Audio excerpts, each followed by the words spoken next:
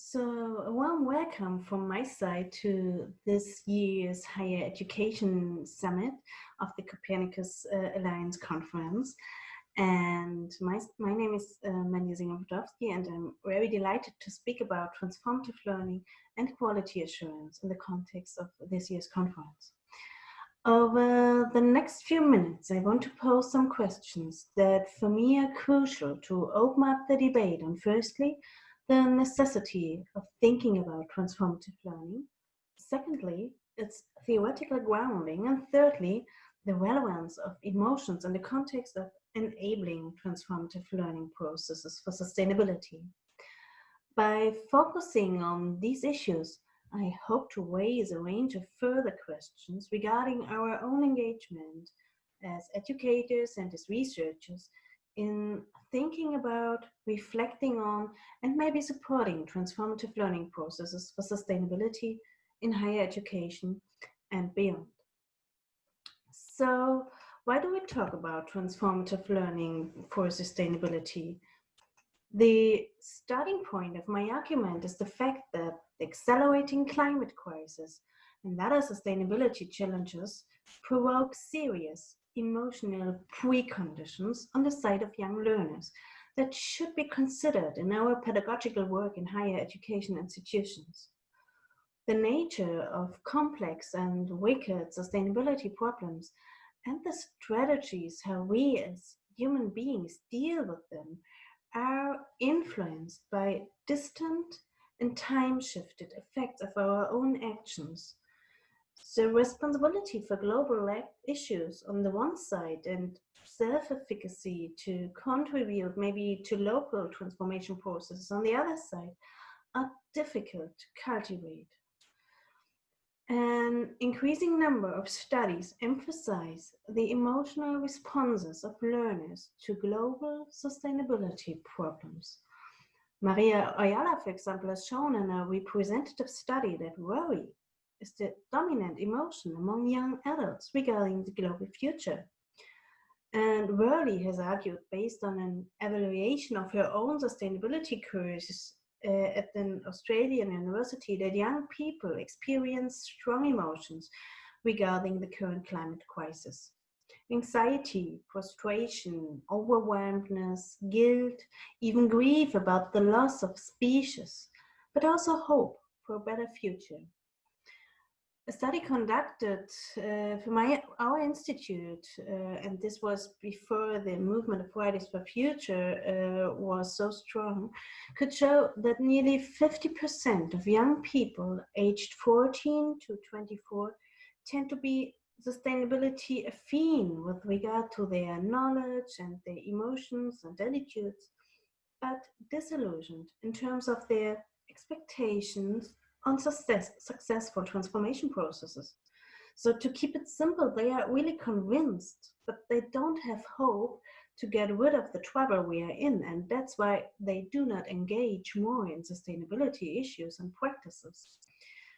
These challenging prerequisites on the side of the learners are aggravated by the fact that non-sustainable developments affect psychological health negatively. So there is a range of negative emotions in young learners who are the main target group of ESD. And the increasing sustainability crisis provoking situation of instability and disorientation among learners. And do we address these preconditions and emotions on the side of the young learners in our sustainability courses? Do we theorize on it in the context of higher education for sustainable development? A review of Bostrom and colleagues show that in the literature about learning for sustainable development, with certain exceptions, there is a tendency towards an individualistic, cognitivist, optimistic, and harmonious picture of learning for sustainable development.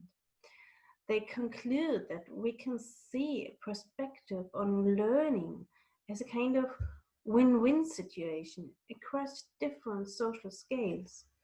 And things like, I quote, inertia, conflicts, anxiety, anti-reflexivity, and power remains largely undiscussed and untheorized. End of the quotation. Analyses like this make me wonder if we comprehensively consider the embeddedness of unsustainable practices and structures in market-oriented and capitalist society in our learning environments. For example, do we reflect the exclusive, colonial, and racist heritage of our societies in a comprehensive way in our learning environments and courses? One main motivation for me to think about the potential of transformative learning is to challenge my own assumptions about what ESD could look like, and thereby avoid an affirmative and uncritical approach to strengthening ESD. In the context of growth critique, Sophia Getzin has recently published valuable insights to this issue.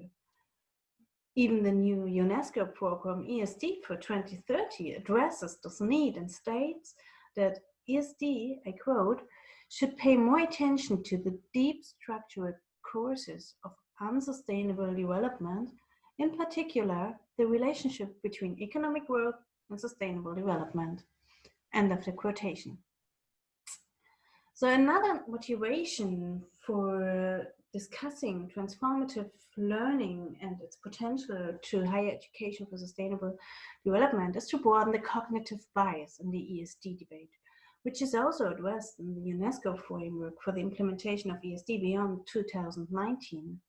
I quote again, ESD has to pay more attention to each learner's individual transformation processes and how they happen.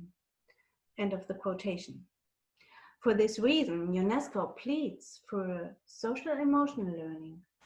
And while on the level of these programmatic documents, there seems to be an important shift, on the level of reported activities from the side of countries, things seems to lag behind. UNESCO's global study about education and practices in climate change education, for example, showed that especially in the formal sector of learning, which means school, vocational education and training, and higher education, the proportion of the cognitive learning dimension dominates the social, emotional, and behavioral domain. In the search for an emotional sensitive and critical ESD, the theory of transformative learning, therefore, in my perspective, holds huge potential. But how would we define transformative learning for sustainability? Mezirow, the founder of transformative learning theory, describes it as the process by which we transform problematic frames of reference, sets of assumption and expectation to make them more inclusive, discriminating, open, reflective, and emotionally able to change.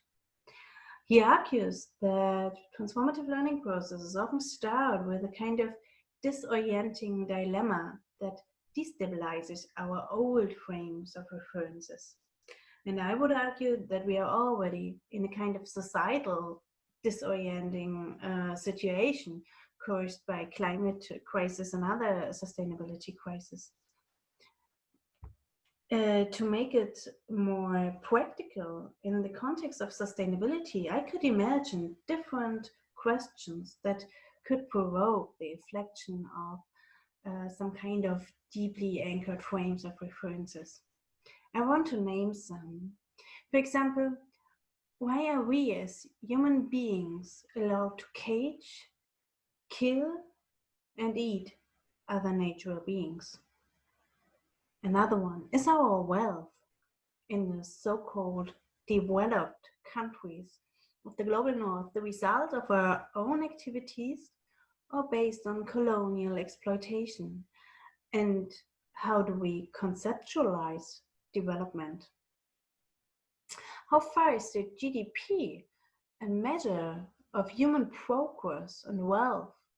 And how could other indicators of non-monetary wealth, like having time, living in a beautiful environment, or being embedded in a network of valuable relationships, be recognized?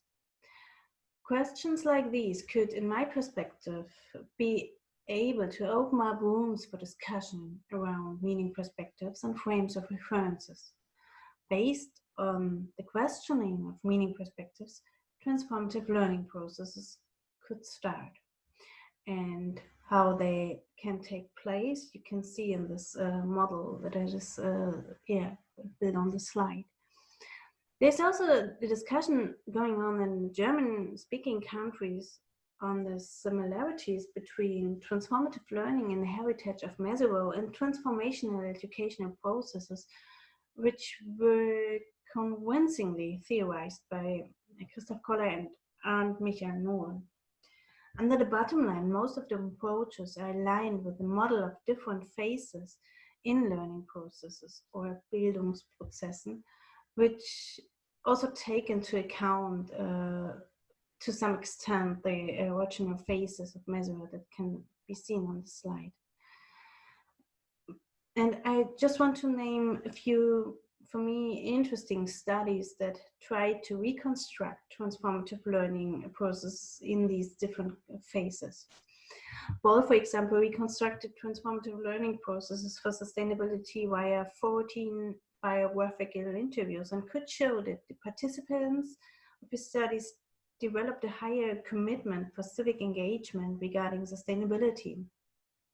He concluded that there was a high degree to which strong emotions accompanied transformation. And particularly, he has drawn attention to the fact that many of the reported transformative experience for sustainability occurred in the age of 15 to 30. So for this reason, higher education, in my point of view, bears a special windows of opportunity to support and enable transformative learning processes. Another study is the study of Nohl, who argued that based on the analysis of 80 interviews, not only a crisis can be a starting point for transformative learning processes, but also groundbreaking novelties in the life of the participants, like new hobbies or new relationships. In both studies, people changed meaning perspective comprehensively and transformed their view of themselves and the world through processes of meaning making. And I wonder if this could be maybe one main task for us as educators in higher education, besides the well-known creation of rooms for the development of sustainability competencies, that we support students in making sense of their sustainability related emotions and empower them to work through these mainly negative emotions instead of resigning and burying their heads in the sand. Could this kind of support and facilitation be one of the main ambitions in our community of practice if we want to strive for quality assurance in higher education? I would say yes, it could. But it's crucial for this to take into account the complex role of emotions in transformative learning processes. Ruth Förster and others recently published a very good model about transformative learning process where they particularly zoomed in on the emotions that accompanied the transformation of meaning perspectives. With reference to the enlightening work of Kaiser Melky, they emphasized that, I quote, highly unpleasant emotional states such as stress, doubt, fear, or even worse, panic or depression may hinder transformative learning and trigger a desire to stay in or to get back to the original state, emotionally more pleasant, since it is a well-known state. Melky calls these emotions edge emotions, and these edge emotions make a critical reflection more unlikely, as they build a kind of barrier to the deep reflection of meaning perspectives. If we enter, as human beings, a zone of fear and panic, we cannot start transformative learning processes. And Melky argues that this is grounded in dynamics which are deeply rooted in our biological, neuronal, and psychological constitution as human beings. Instead of taking up critical reflections, we resist questioning our deeper lying assumptions. And I would also argue that the increasing dynamics of climate denialism and climate skepticism are influenced by these edge emotions.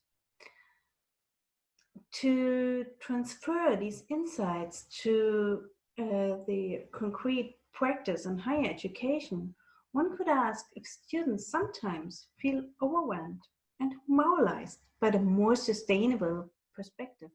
If we as educators and sustainability experts address normative issues such as the contribution of our own lifestyle to global justice, which implications do these normative and mostly unreflected and unexpressed issues have for formal educational settings where we as educators are required to assess students? Do we as educators communicate maybe in a certain way the right sustainable behavior and thereby maybe put some students under pressure? Which mechanisms of power and exclusion are emerging when students discuss the best sustainable options with each other? And on the other side, which absent perspectives, for example, the perspective of people from the global south in the context of discussions around climate justice, do we exclude when we don't strive for the best sustainable option? All these questions around the normative aspects of sustainable development are related to emotions. And I would argue if we want to address these emotions in higher education more adequately, it's necessary to think about our own meaning perspectives with regard to teaching and learning processes and to develop some kind of emotional literacy. What do we think about fostering transformative learning processes for sustainability in higher education? Which emotions are present within ourselves when we think about sustainability challenges?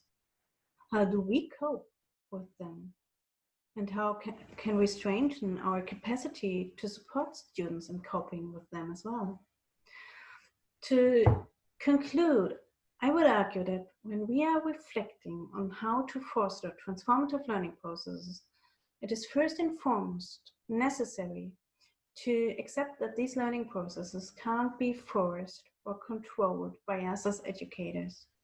On the contrary, they are self-steered processes that only can be enabled through the creation of collective and communicative rooms in which students can reflect and express their sustainability-related emotions. Mesereau would also argue that in these rooms, all participants should strive for avoiding hierarchies. The task for educators would be to hold spaces that are safe enough for exploring the deeper lying assumptions on the world and oneself.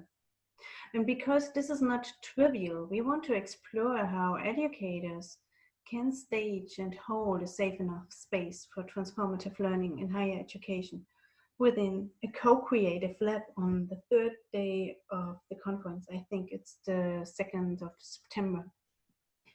The question is, how could we enable students feel that they are not alone with their sustainability related emotions like anxiety, frustration, and anger?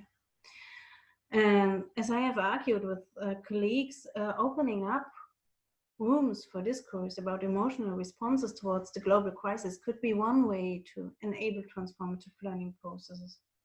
This for sure needs time and emotional awareness of educators. Another way would be to give room for individual reflections, for example, in the use of learning journals. Even artistic forms of expressing sustainability-related emotions would be a way of enabling transformative learning processes. Although I would argue this is quite unusual in higher education. For sure, more classical didactical formats in higher education for sustainable development, like problem-based or project-based learning, are also adequate to strengthen self-efficacy and thereby respond to feelings of overwhelmedness and fear. Also, formats like real-world laboratories, design thinking workshops, future labs, or other ideas could support positive future expectations. But in my point of view, they should be combined with efforts to address, express, and even master the negative emotions that are present as a prerequisite on the side of the learners to unfold their real transformative potential. And with this, I want to end my short presentation and open up the digital space for your questions. And yeah, I'm looking really forward to the live discussion with you in a few days. So bye-bye.